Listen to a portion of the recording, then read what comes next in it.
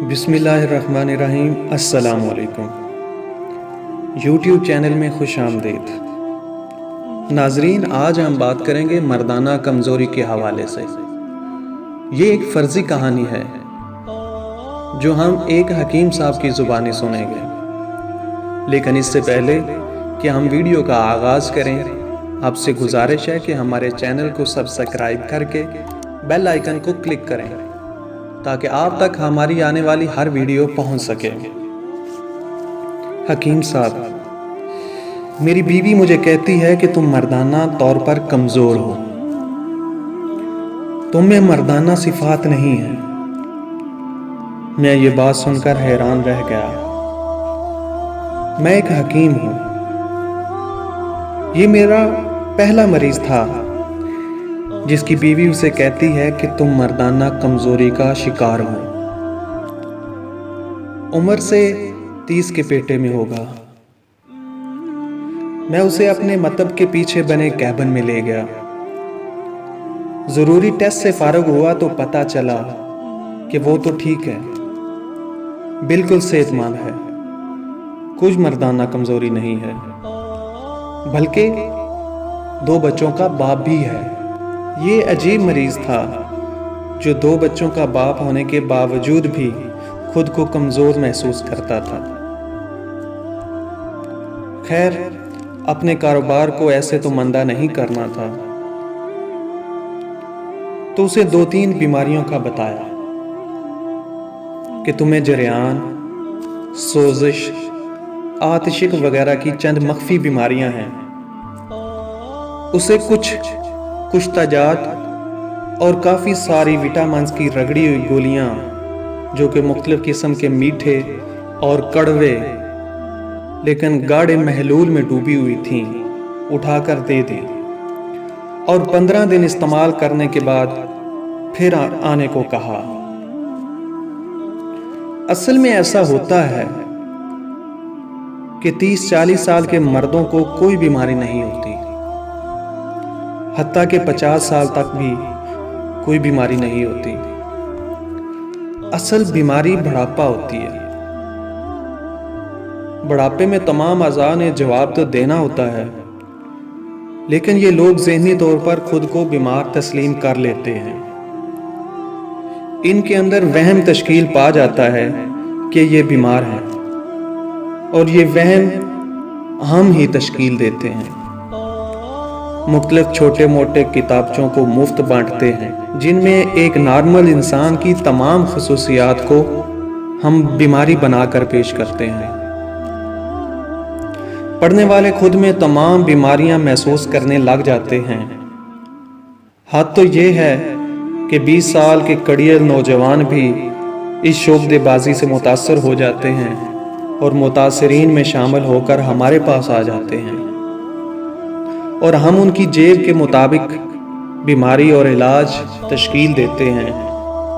اب یہ وہم نہ پیدا کریں تو ہم تو بھوکے مر جائیں گے۔ کیا کریں جی، گندا ہے پر دھندا ہے، اور ہم حکیموں کی روزی اسی وہم سے چلتی ہے۔ ہم کچھ دوائیاں دے دیتے ہیں کہ ان کے ذہن میں ہمارے ہی پیدا کرتا اس وہم کو ختم کرنے کے لیے رد وہم کی سوچ پیدا کی جا سکے۔ جو زیادہ عمر والے ہوں ان کے لیے اسٹیرائڈز ہی ہم بہتر کام کرتے ہیں۔ خیر، وہ مریض 15 دن بعد واپس آیا۔ اس کی ذہنی حالت سے لگتا تھا کہ وہ ذہنی طور پر بہت زیادہ پریشان ہے۔ پتہ چلا اب بھی اس کی بیوی نے اس کی صحت سے انکار کر دیا ہے۔ کہتا ہے، حکیم صاحب کچھ کریں، میں گھٹ گھٹ کے مر جاؤں گا۔ میں دل میں حیران تھا کہ ایک صحت مند شوہر پر اس کی بیوی کیوں ذہنی تشدد کر رہی ہے۔ خیر، اسے اگلے 15 دن کی دوا دے کر اس نصیحت کے ساتھ ٹرخا دیا کہ اگلی بار اگر تمہاری بیوی کو شکایت ہو تو اسے ساتھ لے آنا، کیونکہ میری دوائیاں تو مردوں کو زندہ کر دیتی ہیں۔ और तुम्हारी बीवी अभी तक शिकायत कर रही है। खैर, वो चला गया। मैं कुछ देर सोचता रहा। 10-12 दिन गुजरने के बाद उसे फोन किया और हाल वगैरह पूछा तो वही सूरत हाल बाकी थी।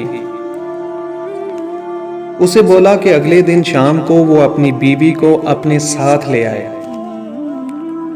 अगले दिन वो दोनों मेरे सामने बैठे थे। हाँ बीबी, आपको अपने शौहर से क्या मसला है? हकीम साहब, वो मर्दाना तौर पर कमजोर है। मैं इसकी बेबाकी पर हैरान रह गया। उसके शौहर ने एक नजरे शिकायत उस पर डाली और मेरी तरफ इमदाद तलब नजरों से घूरने लगा। मैं थोड़ा सा जला गया कि कैसी औरत है, जरा भी शर्मो हया नहीं। तो मैंने भी शर्मो हया का तकाजा एक तरफ रखा और तेज तेज सवालात करना शुरू कर दिए। जब उससे पूछा कि अपने मर्द से उसका गुजारा नहीं होता, तो कहती है कि 2 बच्चे हैं हमारे। वो जिस्मानी तौर पर ठीक हैं, बिल्कुल ठीक हैं। तो फिर बीबी मर्दाना तौर पर कमजोर कैसे हुए? हकीम साहब, मेरे बाबा देहात में रहते हैं, जमींदारी करते हैं। हम 2 बहनें हैं। हमें कभी रानी से कम बुलाया ही नहीं और मेरे शौहर मुझे कुत्ती बुलाते हैं। ये कौन सी मर्दाना सिफ्त है हकीम साहब? मुझसे कोई गलती हो जाए, ये मेरे पूरे मेके को नंगी नंगी गालियां देते हैं। बताएं जी, इसमें इनका क्या कसूर है? ये मर्दाना सिफ्त तो नहीं ना कि दूसरों की घर वालियों को गाली दी जाए। हकीम साहब, मेरे बाबा मुझे शहजादी कहते हैं और ये गुस्से में कंजरी कहते हैं। मर्द तो वो होता है ना जो कंजरी को भी इतनी इज्जत दे कि वो कंजरी ना रहे, और ये अपनी ही बीवी को कंजरी पुकारते हैं। क्या ये मर्दाना तौर पर कमजोर नहीं है हकीम साहब? मेरा सर शर्म से झुक गया था। उसका शौहर आंखें फाड़ फाड़ कर उसकी तरफ देख रहा था। अगर यही मसला था तो तुम मुझे बता सकती थी ना। मुझ पर ज़हनी टॉर्चर करने की क्या जरूरत थी? आपको क्या लगता है, आप जब मेरी माँ बहन के साथ नाजायज रिश्ते जोड़ते हैं, मैं खुश होती हूँ? इतने सालों से आपका क्या गया, ज़हनी तशद्दुद बर्दाश्त कर रही हूँ। और हाँ, हकीम साहब के पास आने से पहले मुझसे पूछ लेते तो इतना पैसा ज़ाया करने की ज़रूरत नहीं थी। वो दोनों चले गए।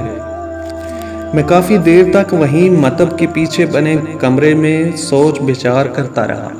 बाहर निकला तो मेरा शागिर्द मुझे देखते ही बोला, हकीम साहब, वो मियाँ बीवी बाहर निकले तो मैंने 15 दिन की और दवाई पैक करके दे दी, पर उसकी बीवी बड़ी कुतिया निकली।